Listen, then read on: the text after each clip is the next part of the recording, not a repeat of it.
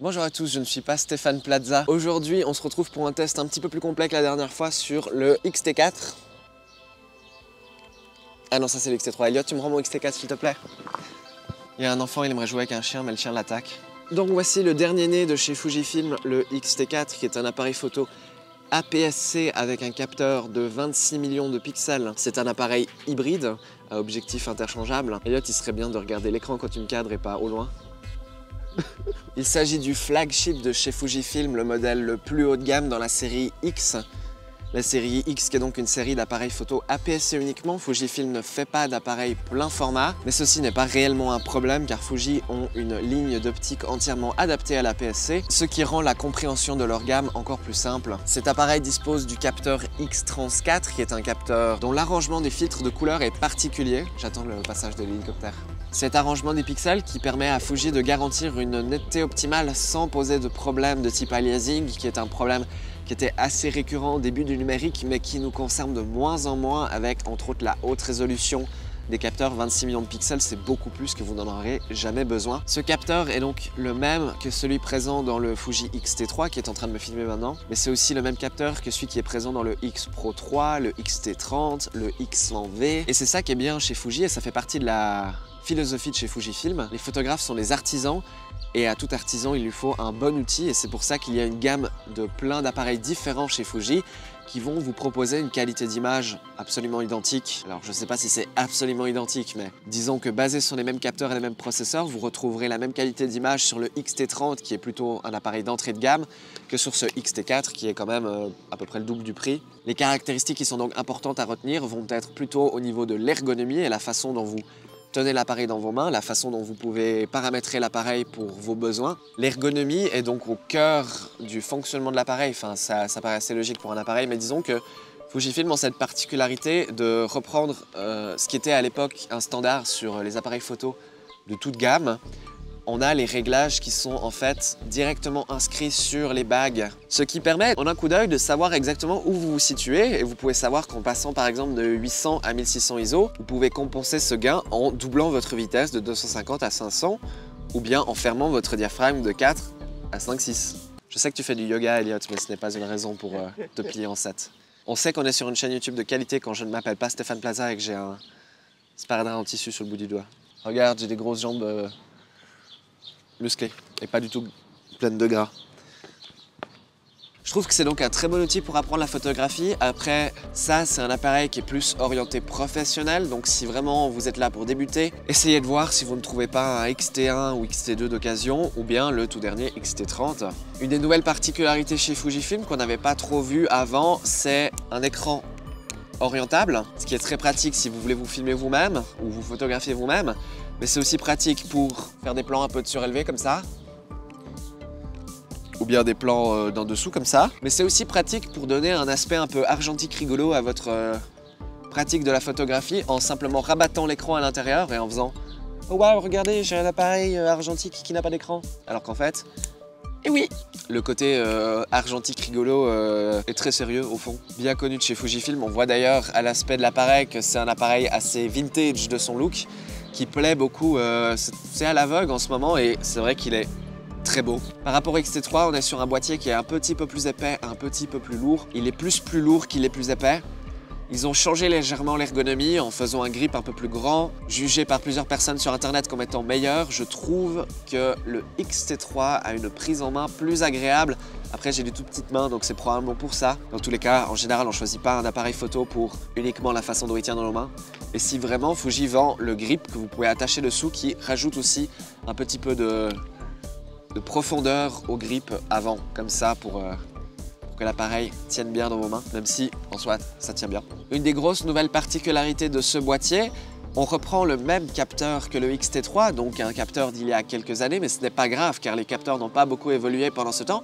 Mais Fuji ajoute quand même une nouvelle fonctionnalité assez importante à ce capteur, et c'est le fait que le capteur est maintenant monté sur un système de stabilisation à plusieurs axes. Donc le capteur, basiquement, peut se déplacer pour compenser les mouvements. La stabilisation qui est donc extrêmement pratique en vidéo, mais qui est aussi très pratique en photo, et spécialement en basse lumière. Vous allez donc pouvoir prendre des photos avec une vitesse plus basse sans risquer d'avoir du flou de mouvement ou du flou de bouger. C'est donc assez bénéfique.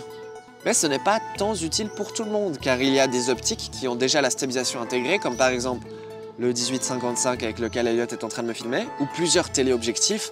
Donc selon le type de photo que vous faites, ça ne vous est peut-être pas très utile, et c'est pour ça que Fuji garde le X-T3 en vente, et probablement toujours en production aussi, pour les personnes qui n'ont pas besoin de cette stabilisation. Cet appareil est occupé Occupé ou équipé, je ne sais plus vraiment. de la monture X de chez Fujifilm, une monture optimisée pour les appareils hybrides, une monture optimisée pour les appareils APS-C. C'est une monture qui est franchement sympathique. Ce qui est donc génial avec le système Fuji, c'est que même dans ce petit sac à main, qui n'est pas du tout un sac à photo, What's in my bag?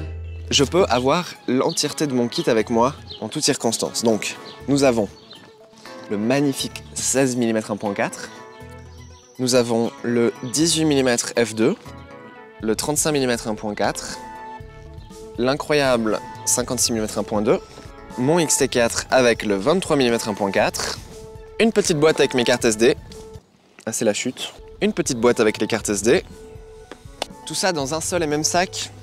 Et c'est le plus petit sac que je possède en plus, donc c'est vraiment pratique. Fujifilm ont une des plus grandes sélections d'optiques optimisées APS-C, telles que par exemple ce 23 mm 1.4, ou bien par exemple ce 16 mm 1.4. Je ne connais pas beaucoup d'autres marques qui proposent un 16 mm avec une ouverture 1.4, à part Sigma. C'est assez pratique comme longueur de focale, puisque ça vous donne un grand angle équivalent du bon vieux 24 mm, un angle qui est très grand sans avoir trop de distorsion pour autant. C'est assez pratique dans beaucoup de circonstances. L'ouverture d'1.4 veut dire qu'il vous est possible d'obtenir un arrière-plan très flouté si vous vous rapprochez suffisamment de votre sujet. Se rapprocher du sujet n'est pas une difficulté, en plus avec cette optique de chez Fuji qui peut faire une mise au point à 15 cm seulement, et c'est pas 15 cm depuis le bout de l'optique, mais 15 cm depuis cette petite marque ici. Je le mets sur autofocus.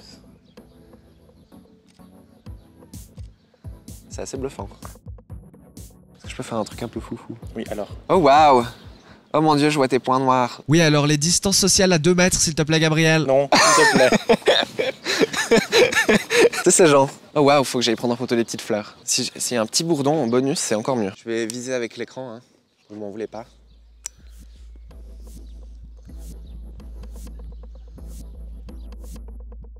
Je profite qu'il y ait beaucoup de soleil pour me rendre compte qu'en ouvrant à 1.4, il est vraiment chouette d'avoir la possibilité de shooter avec un obturateur à 1/8 millième de seconde mécaniquement, mais si vous paramétrez votre Fuji en obturateur électronique ou bien en mécanique plus électronique, il est même possible de monter jusqu'à 1/32 millième de seconde, comme ça vous êtes sûr de friser l'action, mais vous êtes aussi sûr d'avoir une image proprement exposée, même en plein soleil de presque été comme ça, à midi. Alors c'est pas une optique macro, hein, mais c'est vraiment près. 15 cm, on n'a jamais besoin d'être aussi près.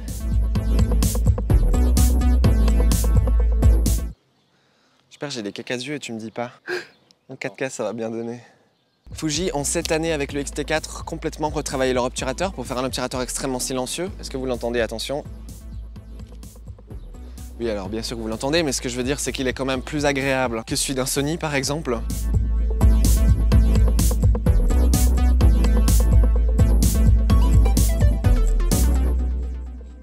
Le X-T4 n'a pas vraiment besoin de prouver ses performances autofocus ainsi que sa qualité d'image, car elles sont au final assez proches du X-T3, même si elles ont été raffinées de par des améliorations logicielles.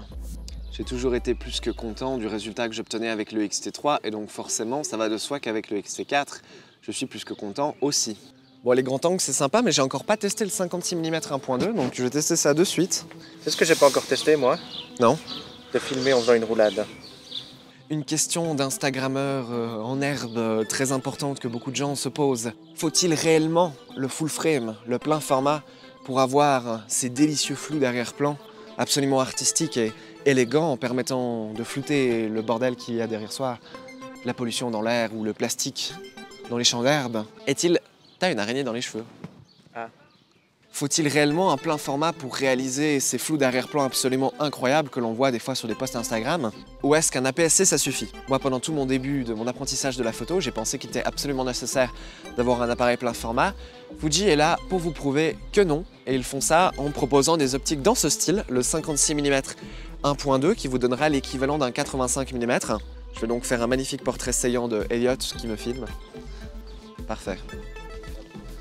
Alors, on va choisir un sens.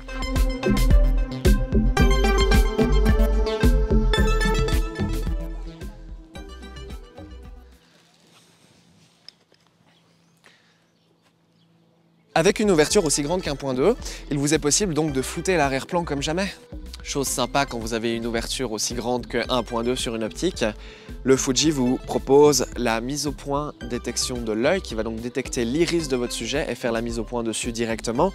L'option peut être paramétrée pour l'œil droit, l'œil gauche ou un œil automatiquement choisi par le Fuji comme étant l'œil le plus adéquat. J'ai remarqué qu'il ne choisit pas toujours très bien. Ceci étant, j'ai pas l'impression que la concurrence fasse mieux pour l'instant et c'est toujours une fonctionnalité, enfin tout ce qui est autofocus, etc. ça pourra toujours être amélioré par la suite. Fuji ont déjà prouvé qu'avec des mises à jour, ils ont pu grandement améliorer les performances des X-T2 et des X-T3. Le X-T4 va donc subir ça aussi dans les années à venir. Tout photographe professionnel vous recommandera de shooter en RAW, c'est-à-dire des photos décompressées où il vous est possible de retoucher les contrastes, les couleurs, la saturation, la balance des blancs en post-production dans les moindres détails. Mais Fujifilm est une des rares marques qui prête énormément attention à la qualité des images JPEG délivrées par le Fuji. Il y a de nombreux paramétrages pour réellement créer une image à votre goût dans l'appareil. Il y a ce que Fuji appelle les simulations de film qui vous permettent de choisir un mode de couleurs qui sont à la fois jolis et... Je vais enlever mon sac. Qui sont à la fois esthétiques et plaisants, mais qui sont aussi et qui peuvent être artistiques si vous voulez. Par exemple, le tout nouveau qui est dans ces nouveaux appareils de nouvelle génération tels que le classique négatif, qui je trouve a un rendu magnifique, bien que les avions, on se calme un jour. Classique négatif, donc dont j'aime énormément le look et que j'utilise sur beaucoup d'images que vous allez voir ici dans mes exemples. On a aussi des paramétrages de grain, si vous voulez ajouter du grain à vos images, la réduction de bruit, de netteté, saturation, contraste, la possibilité de régler individuellement les tons clairs et les tons foncés. Le viseur possède maintenant un nouveau petit coussinet un peu plus agréable et l'écran est de meilleure qualité avec une résolution un peu plus haute. C'est vraiment sympa de voir un écran aussi bon sur un appareil photo, mais je suis quand même étonné que l'écran ne soit pas au niveau d'un iPhone 4 de il y a 10 ans. Bon voilà, vous allez me dire on achète un appareil photo pour faire des photos, pas pour regarder Netflix. Ce serait marrant. Et il faut que j'essaie d'installer Netflix sur mon appareil photo Android. On a toujours 2 ports pour carte SD, mais Fuji nous a enlevé la prise casque. Et ceci est une transition un petit peu brouillon vers la vidéo. On va donc maintenant commencer à parler de vidéo. Quand Fuji se sont lancés dans leur système hybride il y a quelques années, et la vidéo, c'était pas ça. Il y avait d'autres marques qui se débrouillaient beaucoup mieux, telles que Canon ou Panasonic, même Sony, voire même Nikon. Mais Fuji, c'était pas ça. Et bien pourtant, Fuji, ils ont bien travaillé. Ils ont un avantage certain avec leurs appareils, et c'est le capteur APS-C. Un capteur plus petit veut dire un capteur plus rapide. Il est donc possible d'échantillonner plus de pixels à la fois, ce qui permet à ce Fuji de shooter des vidéos en très haute résolution. Par très haute résolution, on parle bien entendu des dernières normes actuelles, 4K jusqu'à 60 images secondes, et ce avec un échantillonnage 10 bits.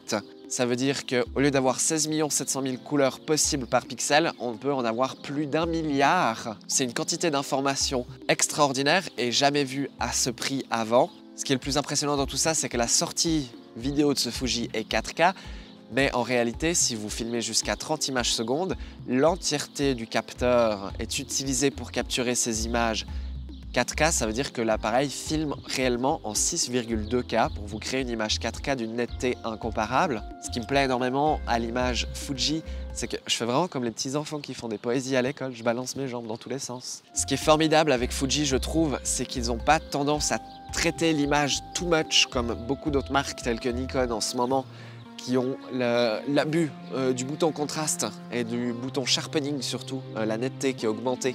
Fuji vous donne une image extrêmement pure, extrêmement soft. L'image n'est pas trop nette, ça ne fait pas ressortir mes vieux boutons dégueux et c'est une bonne chose. Ça met en valeur vos sujets et ça donne un aspect beaucoup plus proche de la pellicule en fait que de l'imagerie digitale du début des années 2000. Donc c'est pour moi uniquement une bonne chose. On a aussi chez Fuji ce travail extrêmement important des couleurs. On a la possibilité de filmer avec plusieurs profils. On a bien entendu l'accès à tous ces simulations de films dont j'ai parlé avant, telles que le classique négatif, mais on a surtout le F-Log, avec lequel on est en train de filmer en ce moment, qui est un mode de couleur très plat, qui vous permet ensuite en post-production d'obtenir les couleurs que vous voulez avec pas beaucoup de travail. Moi, j'utilise un plugin sur Final Cut qui s'appelle Film Convert pour donner à mes images filmées avec mon Fuji ou avec littéralement n'importe quoi d'autre, tel qu'un iPhone, ma webcam, c'est ce que je veux. Je leur donne un look un peu plus sympa, un peu plus une patte un peu jolie, quoi, parce que j'ai envie que mes vidéos se démarquent avec des couleurs agréables et sympathiques, même si c'est moins proche de la réalité. De toute façon, on n'a encore pas pu prouver scientifiquement que tous les humains ont les mêmes yeux et que tout le monde voit les couleurs de la même façon, donc autant que je fasse ce que je veux avec mes couleurs, et on s'en fout, sinon, si vous n'aimez pas, dégagez.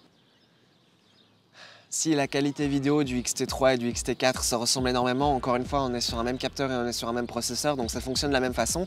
Le X-T4 a donc quelques avantages pour vous aider dans la capture de vos vidéos, tels que la possibilité de visualiser l'image avec un contraste acceptable malgré le fait que vous filmez en log. Donc comme je vous ai dit, quand on filme en log, ça ressemble à ça. Je ne sais pas claquer des doigts, surtout encore moins qu'un par là. L'image en log qui ressemble à ça, c'est un peu délavé et donc c'est un peu compliqué parfois de juger si l'image va être belle ou pas. Quand on regarde sur l'écran de l'appareil, eh bien le X-T4 a maintenant un F-Log Assist qui vous permet de voir sur l'écran une image normale pendant que vous la shootiez réellement en log comme ceci. Donc c'est assez bienvenu. On a quelques améliorations au niveau des algorithmes d'autofocus, même si pour l'instant je n'ai pas remarqué de très grands changements. Ce qu'il faut savoir, c'est que ces algorithmes d'amélioration d'autofocus vont venir un jour ou l'autre sur le X-T3 via une mise à jour, probablement. Eh bien, voyez-vous, je profite que Elliot doive changer de batterie pour rappeler qu'une des nouvelles fonctionnalités principales du X-T4, c'est que pour la première fois dans l'histoire des Fuji X, Fuji ont enfin changé la petite batterie qu'on avait dans tous les modèles précédents pour un modèle plus gros. Alors c'est une des raisons pour lesquelles le boîtier est plus lourd et ça veut aussi dire que si vous passez au X-T4, vous allez devoir réinvestir dans toute une panoplie de batteries. Mais ces batteries tiennent plus longtemps en mode boost. L'appareil tient 2 à 300 photos de plus en termes de photos et en vidéo, il tient un petit peu plus longtemps. Sachant que c'est une bonne chose parce qu'avec la stabilisation, l'appareil consomme plus. Donc si on avait gardé la même batterie, eh ben, en fait, les performances de batterie auraient été simplement plus mauvaises que celles du X-T3. Et là, en l'occurrence, elles sont même plutôt bonnes. L'autre jour, on a fait des shootings vidéo de petits plans que je vais vous montrer plus tard. Et on a fait l'entièreté du shooting sur une seule batterie, même si on était sur 2 jours. Et ça, c'est quand même assez sympa. Après, le défaut, c'est que ces batteries étant plus grosses, elles prennent plus de temps à être rechargées. Et Fuji ne fournit pas de chargeur avec. Ils fournissent un chargeur USB-C. Il faut donc brancher dans l'appareil, il faut donc recharger les batteries quand elles sont dans l'appareil. C'est un petit peu moins pratique que de recharger les batteries séparément, je trouve.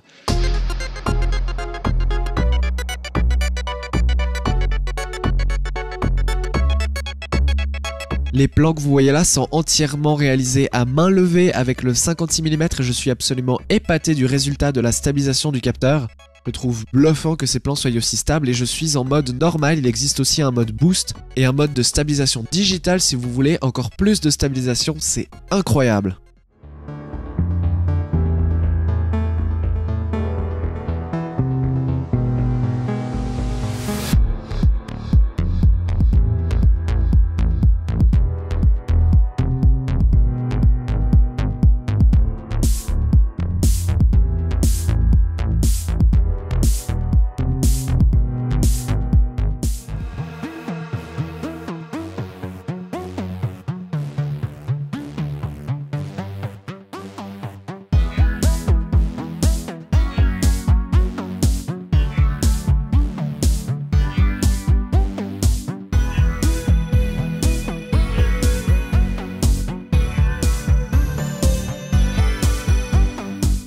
Bon, eh bien, j'espère que cette vidéo vous a plu. Le X-T4 est un appareil qui m'a extrêmement convaincu. J'en suis absolument fan.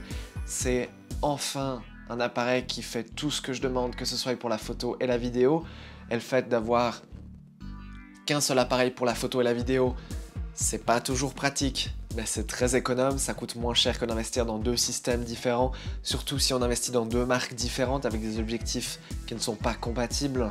Pour ceux qui me suivent depuis longtemps, vous savez que pendant longtemps j'ai eu un Panasonic pour la vidéo et un Sony pour la photo, avec des optiques Canon qui fonctionnaient pas très bien sur le Panasonic et pas très bien sur le Sony, mais je faisais avec. Et c'est tout un système qui me coûtait cher et la revente de tout ce matériel m'a permis d'acheter le X-T3 il y a maintenant un moment, en 2018. m'a aussi permis de me racheter un ordinateur, etc. Aujourd'hui, j'ai le X-T4 et donc je récupère les avantages qu'avait le Panasonic, à savoir l'écran qui va sur le côté, la batterie qui tient plus longtemps, donc c'est un gros avantage pour la vidéo. Pour la photo, c'est un appareil qui est extrêmement agréable, que j'aime utiliser. La qualité d'image est absolument superbe et utilisable en toutes circonstances. C'est un appareil qui me plaît. Ce n'est pas un appareil parfait, on va vite fait aborder les quelques petits défauts que je lui trouve. Tout d'abord, l'autofocus en vidéo, c'est pas incroyable. Je pense que Canon, que Sony font mieux. C'est mieux que d'autres marques, mais c'est pas encore au level, mais je sais que Fuji travaille là-dessus activement et donc ça va s'améliorer avec le temps. La stabilisation fonctionne incroyablement bien dans certains cas, mais il y a d'autres cas où elle ne fonctionne pas. Et par fonctionne pas, je veux dire les résultats avec stabilisation sont presque pires que sans. C'est-à-dire que la stabilisation elle-même tente vraiment de faire des mouvements un peu trop forts et rajoute de la saccade. Alors ça, c'est quand il s'agit de la vidéo. Quand il s'agit de photos, non, la stabilisation, c'est toujours bénéfique, surtout en basse lumière. Mais en vidéo, il y a toujours des cas dans lesquels la stabilisation n'est pas très efficace, notamment lorsque vous voulez faire des plans où vous bougez. C'est-à-dire que si maintenant je prends mon appareil et que je tiens et que mon but c'est de filmer un plan fixe, c'est incroyable, la stabilisation est juste dingue. Mais si je veux faire des mouvements comme ça à droite à gauche, ça ne fonctionne pas. Peut-être que Fuji peut ajouter avec une mise à jour un mode exprès pour faire des mouvements de caméra où en gros la stabilisation serait moins efficace mais fonctionnerait plus en union avec l'humain pour stabiliser des plans en mouvement. Je sais que Canon fait ça sur leur compact et c'est très efficace, donc peut-être que Fuji peut faire ça. J'aimerais beaucoup voir sur le X-T4 la possibilité de shooter des vidéos en 4 tiers ou en 3/2 ou en carré en utilisant la hauteur complète du capteur. Je sais que Panasonic propose de faire ça depuis un moment déjà et je n'ai jamais vu ça dans d'autres appareils que chez Panasonic. Et c'est quelque chose qui manque. Vous allez vous dire, mais quel est l'intérêt de faire des vidéos en 4 tiers? Eh bien, il s'avère qu'il y a encore pas mal de gens qui regardent des vidéos sur, par exemple, un iPad, et les iPads sont encore 4 tiers, mais il y a aussi toute cette esthétique 4 tiers qui revient très à la mode, notamment dans les clips musicaux. Et c'est une esthétique que personnellement j'aime beaucoup, et donc j'aimerais bien pouvoir avoir la possibilité de filmer en 4 tiers si je le désire, sans filmer en 16:9 et couper la droite et la gauche. Donc en gagnant en résolution verticale. Et enfin, le vertical est aussi pratique pour shooter en anamorphique. Donc l'anamorphique, c'est des optiques particulières qui déforment l'image. L'intérêt de faire ça, c'est que ça donne en fait une esthétique très cinéma. Et donc ce serait sympa pour ça de pouvoir filmer en 4 tiers avec le Fuji. Pour la photo, j'aimerais aussi énormément voir un mode 4 tiers qui me permet de voir dans mon viseur l'image en 4 tiers pour la shooter en 4 tiers, car beaucoup du temps, je recadre mes photos légèrement moins large parce que je trouve que le format 3:2 pour les photos est trop large. Je préfère le 4 tiers ou le 5 quarts qu'on voit plus souvent sur les appareils moyen format, argentique et numérique ou grand format. Et j'aimerais bien voir un mode 4 tiers ou 5 quarts sur ce X-T4 quand on fait du JPEG ou même du RAW. Malheureusement, ça n'existe pas encore. Si vous adaptez des objectifs vintage sur votre X-T4, il est nécessaire de rentrer les paramètres de longueur de focale de votre objectif adapté sur le X-T4 pour que la stabilisation puisse faire son job correctement. Et pour faire ça, il faut passer par des menus, alors que j'aurais bien aimé pouvoir régler la longueur de focale directement dans le Quick Menu, mais malheureusement ce n'est pas possible. Donc en attendant, j'ai assigné le réglage de la longueur de focale au My Menu, qui est un menu rapide qui se déclenche quand vous cliquez le bouton menu sur le Fuji. J'aimerais bien pouvoir filmer à 240 images secondes converti à 25 fps, donc pour l'Europe, plutôt que de filmer à 200 images par seconde pour convertir en 25 fps. Plutôt, les Panasonic laissent, eux, filmer à 240 fps et convertir à 25, donc c'est faisable, Panasonic le font. J'aimerais bien voir ça venir dans le Fuji et ne pas être limité à 200 fps ou être limité à faire du 24 images secondes, qui n'est encore une fois pas le format européen, c'est un format cinéma qui est désuet. Sorry, unpopular opinion ici, hot take même, j'ai envie de dire. Bref, je crois que c'est tout ce que j'ai noté avec le X-T4 que j'aimerais pouvoir changer. Et donc c'est pas beaucoup, parce que c'est vraiment du pinaillage, hein. Pinailler pour avoir du 250 fps, du 240 fps qui se convertit à 25 au lieu de 24, c'est du pinaillage. Enfin, c'est-à-dire que c'est vraiment pas... Ça change pas un appareil. Avoir du 4 tiers, ce serait chouette. Mais encore une fois, ça ne change pas un appareil. Sur XT4, c'est une réussite. Bravo Fuji. Maintenant, ce que j'espère, c'est qu'il va survivre à l'épreuve du temps parce que c'est la seule chose qu'on ne peut pas tester quand on a l'appareil que depuis 2 semaines. Merci d'avoir regardé cette vidéo. Merci Fuji pour ce fabuleux appareil qui va maintenant enregistrer toutes mes futures vidéos. Merci à tous. À bientôt. Merci beaucoup à Elliot qui m'a aidé à filmer toute cette review. Et sur d'autres plans, il est là aussi. Merci beaucoup. Merci à vous.